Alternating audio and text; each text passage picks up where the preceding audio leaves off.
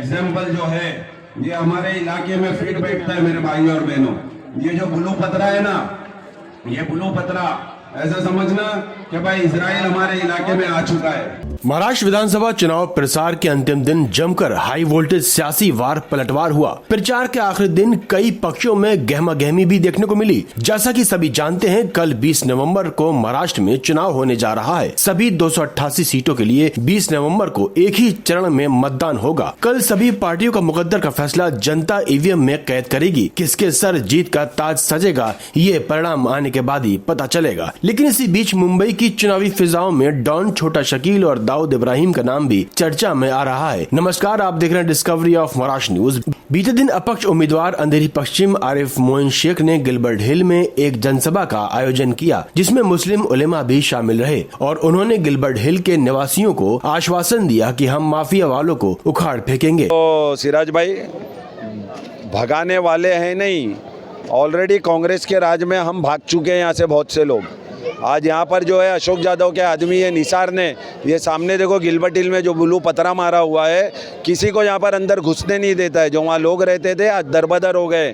अगर मैं आपके चैनल के माध्यम से बोलना चाहूँगा, अगर मेरे अलावा यहाँ कोई भी और जीत के आता है तो ये निसार जैसे गुंडों की दादागिरी और बढ़ जाएगी और ये अपने आजू बाजू के भी आप लोग के घर कब्जा कर लेंगे।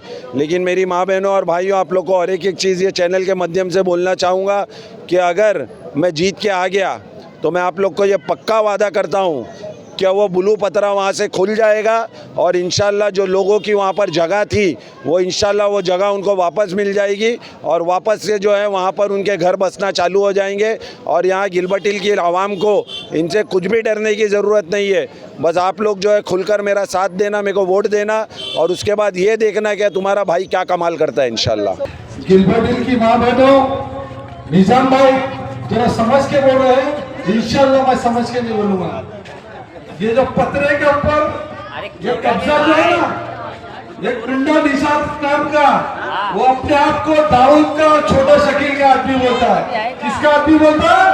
दाऊद का छोटा शकील का आदमी बोलता है। उसको ये नहीं मालूम है बम्बई की पुलिस तेरी चड्डी उतार के यहाँ पे लंका करके मारते हुए लेके जाएगी। तेरे को मैं बताना चाहता हूँ, तो अशोक यादव के चक्कर में हमारे गिलबर्ट हिल के लोगों को अगर तूने ललकारा तो समझ जाना यहाँ से तू दौड़ता हुआ नजर आएगा।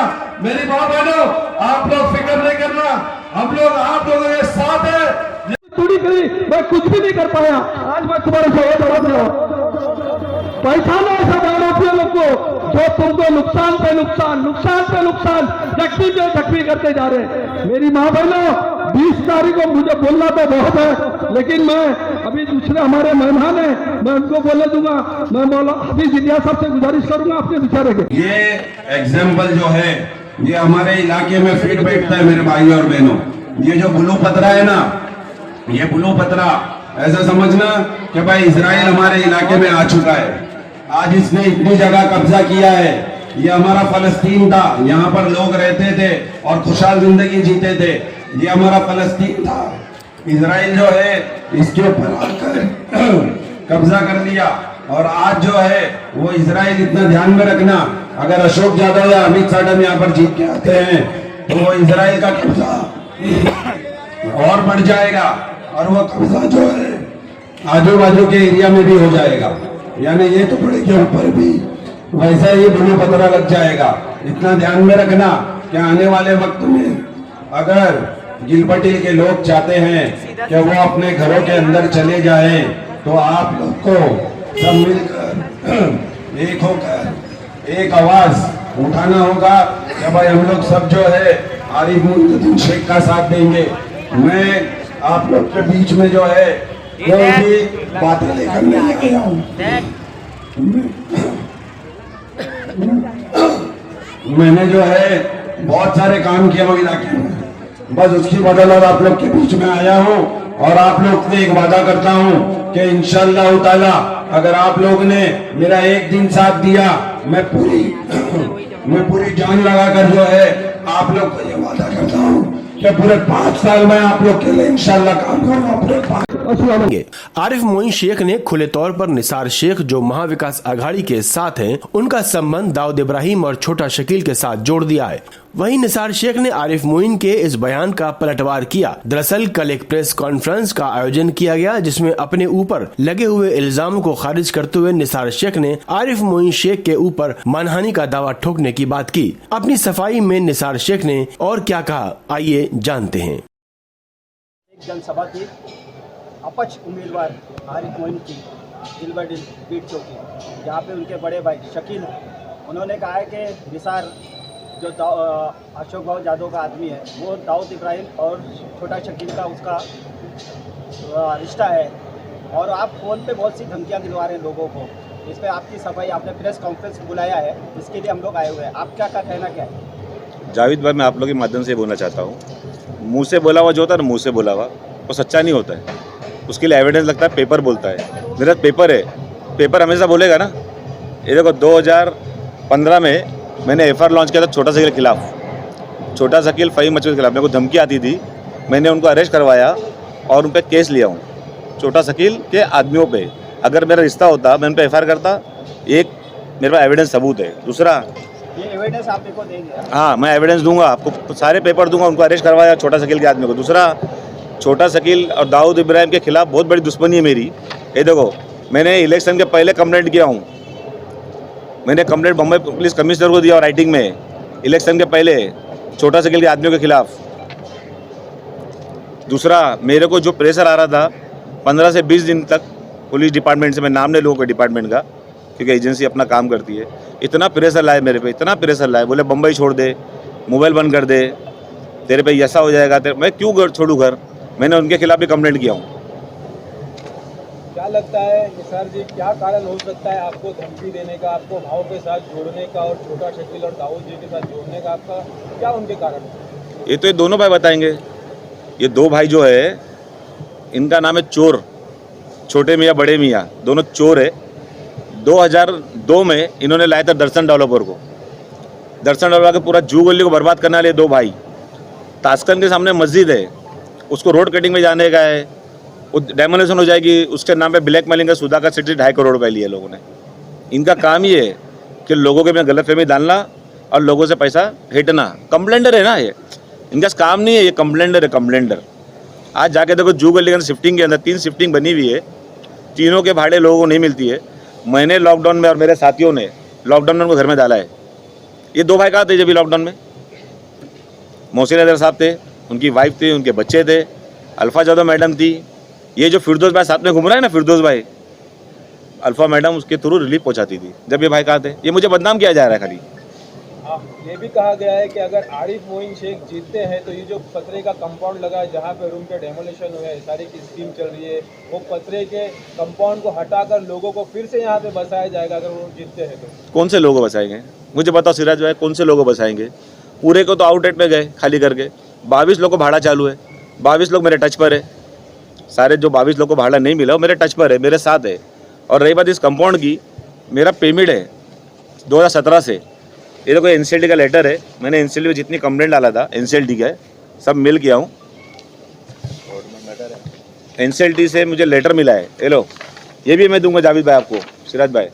एनसीएलटी ने मेरा पेमेंट एक्सेप्ट किया है, 8.5 करोड़ का मेरा पेमेंट था, एनसीएलटी ने एक्सेप्ट किया है। 8.5 करोड़ जगह 5 करोड़ 30 लाख एनसीएलटी मुझे देगी इस कंपाउंड के लिए। ये कंपाउंड मेरे जेब से दागीना बेच के, घर बेच के लोगों का पूरा किया हूँ मैंने। आज भी लड़कों की पगार देता हूँ मैं। ये कुछ थोड़ा सा रेंट भाड़े पे दिया हूँ पोर्शन, उससे लड़कों की पगार जाती है, उससे लोगों का घर चलता है, वरना ये कंपाउंड कब्जा हो जाता था। ये आरिफ का प्लान है कब्जा करना, इस प्लॉट को खाना, हजम करना। ये ज़मीन माफिया है। इनको बोले एक भी सबूत, जैसा मेरे पास सबूत है, पेपर है, सबूत लाओ मेरे खिलाफ। मैं कोई दादागिरी नहीं कर रहा हूँ, कोई गुंडागर्दी नहीं कर रहा हूँ। मैंने इतने बड़े सलम के अंदर काम किया हूँ, किसी की चाय नहीं पिया हूँ, किसी का घर नहीं खाली कराया, किसी को डराया नहीं, किसी को धमकाया नहीं हूँ। ये दो भाई क्यों नहीं है? इस बिल्डर के साथ क्यों नहीं काम करते ये लोग? अच्छे इंसान है ना, क्यों जुगली जाते नहीं लोग? इनको बोलो अपने घर के पास जावे, ज़्यादा नहीं, एक दिन पूरा निकाल के दिखा दोनों भाई को, बोलो एक दिन। क्या लगता है आपको, आरिफ मोइन शेख और शकील जो आपका नाम ले रहे हैं, इलेक्शन को इतना दिन हो गया अभी तक आपका नाम नहीं है, लेकिन लास्ट मोमेंट पे आपका नाम आ रहा है, इसके लिए आपका क्या कहना है? ये खाली मेरे को उस्काया जा रहा है ताकि मैं कोई ऐसा गलत कदम उठाऊं और मेरे पे केस लोग बनावे, लेकिन मेरे को कोई गलत कदम उठाना नहीं। मैंने आज तक कानून का सहारा लिया हूँ, सर, ये आगे भी कदम लूंगा। आपने कहा हमारे ऊपर केस बनाने के लिए प्लानिंग हो रही है, इसके पीछे इसका कितना हाथ हो सकता है, ये भी बहुत बड़ी बात है, क्योंकि ये अभी तक आज 5 साल से नहीं लिया गया, ये आज इलेक्शन के 2 दिन पहले क्यों नाम लिया जा रहा है? अभी थोड़े टाइम पहले एक पेम्पलेट बट रहा था, बताओ जरा पेम्पलेट कहाँ है? थोड़े दिन पहले पेम्पलेट बटा है, इनमें इन लोगों की फोटो है। वो बताओ। ये तो चंगू मंगू 2 भाई है, बड़े में छोटे में, एक बड़ा भाई और है, उसका नाम नहीं ले सकता मैं, बहुत स्ट्रांग आदमी है पार्टी का, और वो तो इतना प्रेशर लाता है। एक आमदार होने के बाद मेरा नाम लेता है बार बार, हमेशा मेरा नाम लेता है, क्यों लेता है? एक आमदार को मेरे से क्या लेना देना है?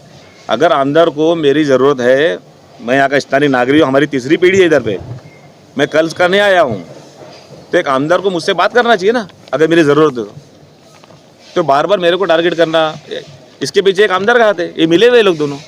अभी पेमेंट बता दो, अभी था ना थोड़े दिन पहले, कहाँ गया पेमेंट जो अभी मिला? तो क्या लगता है आपका ये कोई पर्सनल लेके ये चल रहा है या अशोक बाबू यादव के साथ जुड़े इसलिए? नहीं, मैं अशोक बाबू यादव के साथ हूँ, मुझे कोई डरा नहीं सकता, मुझे कोई धमका नहीं सकता, मेरे परिवार को, हम 2 है, जब तक दुनिया में अशोक बाबू है या तो वो या दोनों में से जब तक दुनिया में ऊपर नहीं जाएगा हम अलग नहीं होंगे। ये 19 में भी हुआ था, 19 में मेरे घर पुलिस आई, मुझे घर से उठाया गया, बोले रात को धमकाया, जबर से धमकाया बोल के मेरे को बिठा के रखा गया, और अभी वही टेक्निक यूज़ हो रही है। ये देखो, ये पेपर देखो, ये अभी किसी ने बांटा है, इसमें फ़ोटो है, अब किसकी फ़ोटो देख लो आप। इसमें तो आरिफ मोइन दिख रहे हैं और अमित साटम के साथ में, आमदार अमित साटम के साथ में गुलदस्ता देते हुए अमित साटम के साथ में, और जितने मेरे ख्याल से घूम रहे हैं सब उनके साथ में हैं। हाँ, ये क्या है? अभी आप पे जो आरोप लगाया गया है उसके लिए फिर आपका क्या कहना है, आप क्या अभी कदम उठा सकते हैं? नहीं, मैं केस करूँगा इनके खिलाफ, मैं मानने का दावा करूँगा, और इनको बोलो एविडेंस दो मेरे खिलाफ। अगर तुम्हारा एविडेंस है तुम्हारे पास तो शो करे, मेरे पास एविडेंस है, मैंने डी कंपनी से दुश्मनी लिया हूँ, उनके आदमी को अरेस्ट कराया हूँ, 10 दिन पहले कंप्लेंट किया, 1 महीना पहले कंप्लेंट किया, वो कॉपी है, मेरा सारी कॉपी है। इस कंपाउंड को प्रोटेक्ट करने का एनओसी है मेरे पास, इंस्टीट्यूट ने दिया है, इंस्टीट्यूट ने मुझे रखा है इस कंपाउंड को देखभाल करने के लिए, क्योंकि मैं ये चोरों के चक्कर में प्लॉट नहीं छोड़ सकता कंपाउंड। क्या लगता है आपको कोई धोखा हो सकता है? आप है चाहते हो पुलिस से कोई मदद चाहते हो? पुलिस से मदद चाहता हूँ, मैंने कंप्लेंट डाला और राइटिंग में लेटर दिया, और मेरी जान को खतरा है, मेरे परिवार को खतरा है इन लोगों से, क्योंकि इनकी डे बाय डे हरकतें बढ़ते जा रही है। मुझे कभी कभी रात में ट्रैप लगाते हैं लोग, कभी दिन में ट्रैप लगाते हैं, मेरा मोबाइल तक ये लोग सुन रहे हैं। आज मैं किससे बात नहीं कर सकता हूँ, इतना प्रेशर है मेरे पे, और मैं कोई अंदाजा कार्य करता हूँ, कोई मेरे पे केसेस नहीं है, जो लोग बदनाम करते हैं मेरे बहुत सारे केस है, कोई केसेस नहीं है मेरे पे, कोई केस नहीं है मेरे पे। और मैं जब जूगली में रहते, थोड़ा इनसे ही पूछ लो कि जूगली में इनकी हालत क्या है और किसने किया इनकी हालत, बताइए भाई, तुम लोग की हालत किसने किया? पार्टी में 2005 से अभी तक लोगों का भाड़ा और लोगों को शिफ्टिंग अभी तक नहीं मिला, तो इतने टाइम से वो गरीब बेचारे रोते आ के, क्या भाड़ा नहीं मिला भाई, हमको शिफ्टिंग भी नहीं मिली, भलते मतलब दूसरे टेनेंट की जगह कोई दूसरे को चढ़ाए, मतलब ऐसी दादागिरी करके लोग आते हैं पूछते हैं, बोले कब तक मिलेगा भाई, तो उन लोग का घर तोड़ के बेघर करके अच्छा नहीं हुआ। अभी मन से कह रहे हैं कि आगे बाहर भेज दिया आज तक उनको, अभी मैं एक बात बताना चाहता हूँ, और आप कह रहे हैं कि शकील और आरिफ ने पूरा आशियाना उसको वो किया है। वो तो 2005 में तो वो लोग ही थे ना, जब ये दर्शन डेवलपर था तो वो टाइम पे वही थे। मैं ये जो पीछे सलम है, ये 920 लोग का टेनेंट लोग का एरिया है, इसको गुजारने का काम किसने किया पता है आप लोगों को? निज़ाम खतीब, जो इतनी दाढ़ी टोपी लेके स्टेज पे बैठा है, निज़ाम खतीब, उसकी जवाबदारी, लोगों को बेघर किया है 2007 से। आज लोगों की हालत ख़राब है। निज़ाम खतीब हर बार जब भी इलेक्शन आता है ना, आरिफ मोइन के साथ में होता है। क्यों? एक भाई इधर उजाड़ रहा है, एक भाई जोगली उजाड़ रहा है, एक ने वहाँ बेघर किया, एक ने यहाँ बेघर किया। ये बेघर करने वाले घर बसाएंगे। और ये 10 साल में अशोक यादव नहीं थे, 10 साल में, ये 10 साल में आमदार कोई और था। ये 10 साल में उससे सवाल करना चाहिए, भाई 10 साल से तो आमदार है, डेवलपमेंट में क्या किया तूने, क्या यहाँ के लोगों को फैसिलिटी दिया, क्या शिफ्टिंग में दिया है लोगों को। आज ये घर उजाड़ने वाले और हमारे पे आरोप लगाएंगे। लॉकडाउन के अंदर एक भी आदमी नहीं था इधर पे, एक भी सिंगल आदमी नहीं था। मैं, मेरी टीम इसी जगह पे रिलीफ चलाते थे, खाना बांटते थे, खिचड़ी बांटते थे, एरिया एरिया में घूमते थे। उस टाइम ना आमदार के आदमी थे और ना ये चंगू मंगू थे। निज़ाम खतीब ने खुले मन से कहा है कि इस प्रोजेक्ट को बाबा सिद्दीकी और अशोक बाबू यादव ने बेचा है, उसके बारे में आपको? उस टाइम अशोक यादव नहीं थे, जिस टाइम वो वार्ड एग्रीमेंट हुआ, निज़ाम खतीब के दिमाग में आना चाहिए, उस टाइम बलदेव जी थे। और बलदेव जी उस टाइम शकील टेम्पू था, उसका नाम है शकील टेम्पू, उसके टायर का दुकान है पंचर का, आरिफ के भाई है। आरिफ के भाई। और आपको बताओ 99 5वें महीने में वो जेल में अंदर था। कौन से केस में अंदर था, जब पूछना उससे, तेरे पे क्या केस था भाई? तू 19 में क्यों अंदर था? आप ही खुलासा कर दो अभी कैमरे के सामने। नहीं नहीं, क्योंकि मैं किसी की जिंदगी के कपड़े उतारना नहीं चाहता। आप जरा पूछ लेना उससे, भाई तू अंदर कौन से केस में था? और आरिफ पे कितने केस है मालूम है क्या आपको? ये गुंडे खुद है, दूसरे को गुंडा समझते। मेरी फैक्ट्री तो दुबई में नहीं है। हाँ, आरिफ मोइन शेख की फैक्ट्री दुबई में है, साउथ अफ्रीका में है, बेंगलुरु में भी इसकी एक फैमिली है। तो मेरी तो ऐसा कोई नहीं है ना बाबा, मैं तो क्लियर हूँ। मैं ज़मीन पे चलता हूँ। आज भी मेरी फैमिली परिवार यहीं रहते, मेरे बच्चे यहाँ रहते। मैंने किसी का हक नहीं खाया हूँ, किसी का 1 रुपया नहीं खाया हूँ। अगर खाया हो तो मेरा कॉलर पकड़ लेगा आके। मैंने बहुत बड़ी कुर्बानी दी इस प्रोजेक्ट के लिए, लोगों के लिए। जब यहाँ पैसा बढ़ रहा था ना सिराज भाई, मैं चाहता मेरा भी घर बेच सकता था। यहाँ मैंने इतने इतने पैसे बांटा, मैं भी बेच के जा सकता था, लेकिन मेरे माँ बाप ने बोला नहीं, लोगों के साथ रहना, यहीं मरना और यहीं जीना, यहीं है। आज भी मेरा घर यहीं है। मैंने बेच के भागा नहीं हूँ, मैं एरिया नहीं छोड़ा हूँ। एरिया ये चोर लोग ने छोड़ के गए, दोनों भाई ने। और टेम्पो और ट्रक है ना, उसने छोड़े एरिया, हम लोग ने एरिया नहीं छोड़े ले। हम एरिया में है जावेद भाई, और एरिया में रहेंगे इंशाल्लाह। इसके पीछे ऐसा तो नहीं है कि कहीं वो आपको टारगेट करते हुए डायरेक्टली कांग्रेस के जो मत है उनको फिराना चाहते अपनी तरफ? आपको डरे हुए लोग मेरे से, उनको पता है कि मेरी अंधेरी मार्केट, बरदावाड़ी, डोंगर, जूगली, इधर में मेरी पकड़ है, लोगों से मेरे संबंध अच्छे। इनको बोलो एक सभा ले ले, मैं एक सभा लेता हूँ, एक सभा इनको लेने बोलो। ये पैसा बांट रहे 300 रुपया, बुरके वाले को 1000 रुपया। हाँ, वो भी मेरे पास प्रूफ है, मैं हवा में नहीं बोल रहा। टोकन दिखाऊं, इनका टोकन दिखाऊं भाई? ला मेरा मोबाइल ला। ये जो टोकन बटना ना, टोकन, ये टोकन बांट रहे पैसा रैली के अंदर। 1 मिनट, ये लो, ये टोकन देखो ग्रुप के साथ। मैं कोई हवाई फायरिंग नहीं करूंगा। और टोकन कौन किधर बांट रहा है, कैसा बांट रहा है, सब मालूम मेरे को। ये जो बुरका पहन की औरत आती है, जो हमारी बहन है, इनको लालच देते हैं लोग 1000 रुपया, बाकी को 300। ये जितनी गर्दी घूम रही है ना इनके साथ, सब पैसा लेके, कोई फ्री में नहीं है। टोकन का भी मैं आपको कॉपी दूंगा। और पैसा आ कहाँ से रहा है कि 2-2 हजार औरतें अगर ये घूम रही हैं, इतना पैसा कौन फाइनेंस करने वाला है? क्या मालूम, फैक्ट्री तो दुबई में इनकी है ना, दुबई में फैक्ट्री इनकी है। पता नहीं दुबई से पैसा आ रहा है कि यहाँ से कोई दे रहा है, विले पार्ले से, जो है ना लल्लुआ पार्क में है, उधर भी नोट छापने की कंपनी फैक्ट्री है उधर पे। एक आपने लल्लू भाई का पार्क का नाम लिया है, एक आज़ाद उम्मीदवार और उत्तर भारतीय से उम्मीदवार है भावन्ना कोशालकर ने, उन्होंने भी कहा कि अमित साटम और आरिफ मोइन, एक फारसी का होटल है जहाँ पे ये लोग बैठ के वहाँ मीटिंग करते हैं। उन्होंने कहा कि पुत्र हैं ये, आरिफ मोइन का दत्तक पुत्र हैं अमित साटम जी के। इस पर क्या कहेंगे आप? खुली किताब है, सब पब्लिक को मालूम है, जो हर इंसान को मालूम है।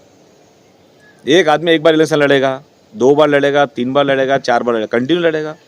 अच्छा, इलेक्शन के पहले 1 साल पहले एक तूफान की तरह आता आदमी, 1 साल पहले तूफान की तरह तूफान मचा देता सिर्फ मुस्लिम बेल्ट में, और बाद में 5 साल गायब।